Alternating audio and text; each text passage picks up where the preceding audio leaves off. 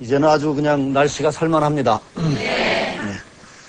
자, 전 시간에 그 풍천소축괴, 그걸 이제 괴사를 했는데, 오늘은 각효사를 하겠습니다.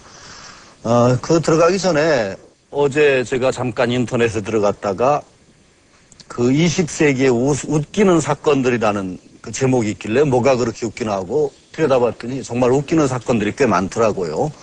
그 가운데 이런 일을 봤어요. 어떤 사람이 길에서 이제 자동차에 친 거예요. 근데 전혀 멀쩡했어요. 벌떡 일어나고 전혀 다친 데도 없어서 가려고 그랬더니 옆에 목격자 한 사람이 야, 그러지 말고 얼른 도로 들어놓아서 많이 다친 척하고 보험금을 타라, 돈을. 그래서 얼른 들어놓았어요, 다시. 그런데 그 사이에 그냥 차가 출발해버렸어요. 그게 진짜 죽어버렸어요. 참 그런 사건도 있고, 어떤 아주머니가 그 노인네가 심장마비로 돌아가셨어요. 그래서 장례 치르려고 다 이제 입관까지 다 해놨는데 여러 이제 친지들이 모여서 마지막으로 이제 연결하는 자리인데 관 속에서 뻘떡 일어나 버렸어요. 그 바람에 딸이 심장마비에 걸려서 죽었어요. 그런 사건도 있고 참 재밌는 사건이 많더라고요. 어떤 사람은 공장이 폭파가 돼가지고 공장 사장인데 공장이 다 날아가고 벽 하나만 남을 정도로 큰 폭파 사고가 났어요. 그냥 그런데 마침 그 하나만 남은 벽 밑에 있어서 다행히 철과상 정도만 있고 전혀 무사했어요. 그게 다 이제 가벼운 경상 치료를 받고 마지막으로 이제 공장 정리를 하려고 공장에 와서 주섬주섬 정리를 하다가 그때 나머지 하나 남아있던 벽이 무너져 버리는 바람에 죽었어요. 그런 일들이 있어요. 그런데 제가 왜 이런 얘기를 드리냐면은 이 주역 강의를 하다 보면은 제가 이제 의리 쪽이라는 것 쪽하고 점이라는 쪽을 제가 왔다 갔다 합니다. 의리 어떤 때는 이 괴에서 우리가 어떤 교훈을 얻을 것이냐, 어떻게 우리가 살아가야 되느냐 하는 얘기하고 구체적으로 점을 쳤을 때 이걸 어떻게 해석해야 되느냐 하는 두 개가 제가 이제 왔다 갔다 하는 겁니다. 이 두 개를 왔다 갔다 하는 이유, 어떤 때 우리가 진지하게 참 어떤 갈림길에 서서 고민을 할 때는 점을 쳐서 선택을 합니다. 그런데 우리 거의 모든 일은 그런 선택의 여지가 없이 평소에 우리가 가졌던 습관과 어떤 신념 이런 것에 따라서 행동하며 삽니다. 점을 치는 것도 중요하고 어떤 경우에 점을 쳐서 올바른 길을 선택하는 것도 중요하지만 사실은 어떤 측면에서는 더 중요한 것이 평소에 올바르게 자기 신념을 가지고 습관을 들이는 겁니다. 처음에 들었던 교통사고 났다가 도로 누웠다가 죽은 사람, 그 참 너무 황당하잖아요. 그런데 우리가 그때 점쳐서 행동할 수는 없죠. 그런 상황에서 자, 내가 도로 들어놓어 말어.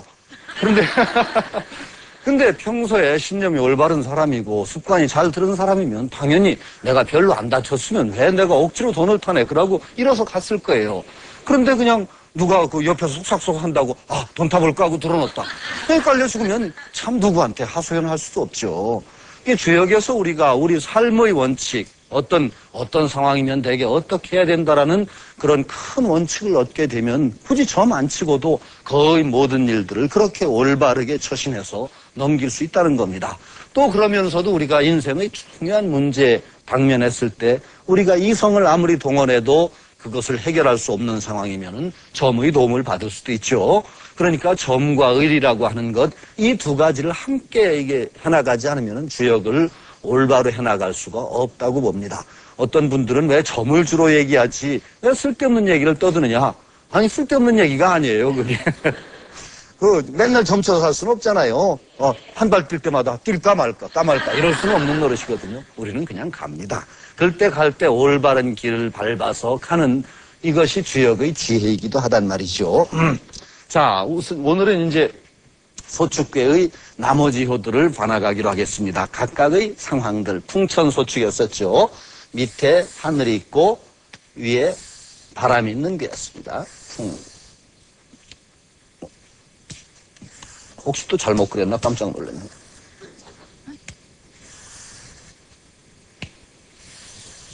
풍천소축입니다. 위에 바람이 하늘. 그러니까 음괴인 바람괴, 바람을 상징하는 손괴가 하늘의 기세를 딱 머물게 하고 있는 것. 아니면은 요 하나의 음효가 여기 가운데 있는 하나의 음이 5개의 양들을 잡아붙들고 있는 상황이라고 할 수 있고, 그렇기 때문에 음으로써 양의 기운을 축적하는 것이기 때문에 일로 얘기하면은 전체적으로 좀 기다려야 되는 일이고, 사람으로 얘기하면은 자기 힘을 축적시키고 키우는 때고, 경제로 얘기하면은 장기 저축은 아니라도 어느 정도 단기의 저축이 필요한 그런 상황이라고도 할 수 있는 것이 바로 이 풍천소축괴였습니다. 그러니까 이 풍천소축괴를 만나면 전체적으로 괴사가 풍천소축인데, 전체적으로 이 괴를 만나면 이 효들도 어디로 급히 움직이는 것은 별로 바람직하지 않은 것으로 봅니다. 이 괴 내에서는 어디의 급작스런 이동이나 이의 급격한 추진 같은 것은 전반적으로 바람직하지 않은 상황으로 나오는 거죠. 좀 기다려야 되고 자중해야 되고 힘을 키워야 될 때, 이렇게 되는 것이 바로 풍천소축의 전반적인 분위기입니다. 거기에서부터 초효부터 2효, 3효, 4효, 5효, 6효, 요 효들이 각각 구체적으로 어떤 그 상황을 얘기하고 우리에게 어떤 가르침을 줄 수 있는가 보기로 하죠. 그 효사들을 다시 한번 전 강의에 쭉 읽었지만은 다시 한번 쭉 읽어드리도록 하겠습니다. 초구는 복자도 하기구 길입니다. 요 첫 번째 회에는 복자도, 길에서부터 돌아온다. 길에서부터 돌아오니 무슨 허물이 있을까? 길하다. 길에서부터 돌아온다고 했습니다. 두 번째는 견복입니다. 이끌어서 돌아온다. 이끌어서 돌아온다. 아니면 이끌려서 돌아온다. 혼자 돌아오는 게 아니고 누가 잡아 끌어서 돌아오든가 누구를 잡아